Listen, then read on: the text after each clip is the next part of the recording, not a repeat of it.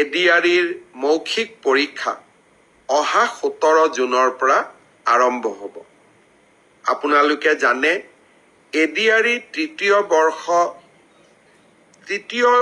Third grade অৰ্থাৎ তৃতীয় বৰ্গৰ বাবে যিসকল উত্তীৰ্ণ হৈছে তেওঁলোকে 3টা পৰীক্ষা দিব লাগিব। যিসকলে ষ্টেনোগ্ৰাফাৰৰ পৰীক্ষা পাছ কৰিছে তেওঁলোকে ষ্টেনোগ্ৰাফাৰৰ স্কিল পৰীক্ষা দিব লাগিব। যিসকলে ড্ৰাইভিং পাছ কৰিছে তেওঁলোকে ড্ৰাইভিঙৰ স্কিল পৰীক্ষা দিব লাগিব। আৰু যিসকলে সাধাৰণ তৃতীয় বৰ্গত পাছ কৰিছে তেওঁলোকে কম্পিউটাৰৰ স্কিল পৰীক্ষা দিব লাগিব। আনহাতে চতুৰ্থ বৰ্গত যিসকলে পাছ কৰিছে তেওঁলোকে অৰেল আৰু স্কিল টেষ্ট দুইটাকে একত্ৰিত কৰি এটা মৌখিক পৰীক্ষাত তেওঁলোকে বহিবৰ প্ৰয়োজনীয়তা আছে আৰু আপোনালোকে সেই পৰীক্ষাত বহিব লাগিব।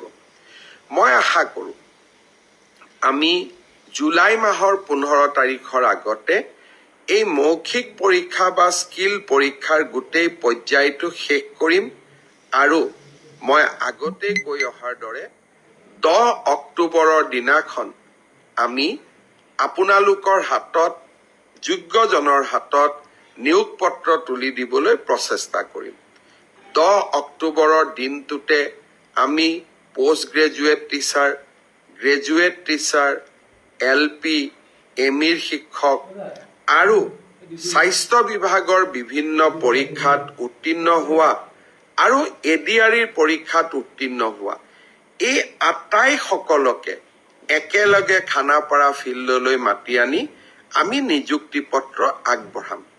মোক কোনোবাই সুধি থাকে পুলিচৰ ৰিজাল্ট কেতিয়া দিব?